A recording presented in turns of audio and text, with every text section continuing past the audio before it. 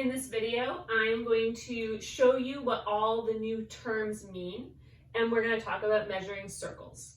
So this is a circle, and the first thing that we are going to learn about the circle is the center. So the center is the point that is right in the middle of the circle.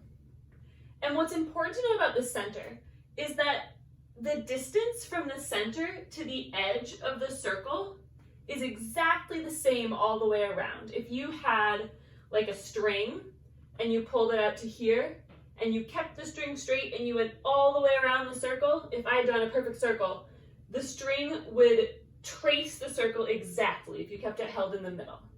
So our definition of center is the point exactly in the middle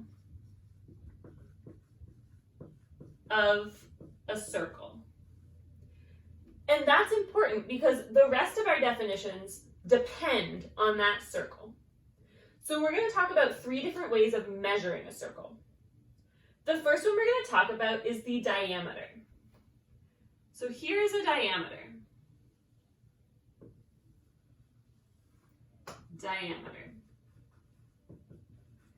And the diameter is the distance across the circle. And it's not that distance. It's not that distance. It's the distance across the circle that goes through the center point. And that will also be the longest possible distance. So let's write this one down here, diameter. The distance across the circle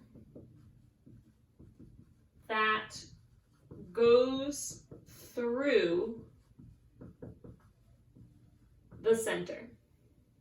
It goes straight through, and we could draw it in a million different ways. We could draw it from here to here, or from here to here, or from here to here. It doesn't matter as long as you're going through that center point. And no matter where you draw it, it's going to be the same distance.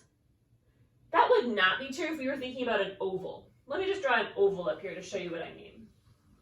So here's an oval. For one thing, ovals don't even really have centers because that distance is different from that distance. But let's say that that center is real. The diameter there would be a different length from this diameter. So that doesn't work. Ovals don't have diameters, only circles. Okay, so that's the diameter. The next one we're going to do is the radius. And the radius is the distance from the edge to the center of a circle. The radius. And you'll notice that the radius is half the diameter. From there to there, that's a radius. From here to here, that's another radius. So 2 radiuses, which we call radii, equal a diameter. So if you know the diameter, you can figure out the radius. Let's say the diameter is 10, then the radius is 5 because it's half. Let's say the radius is 6, then the diameter is 12 because it's double. So the radius is the distance from the edge to the center of a circle.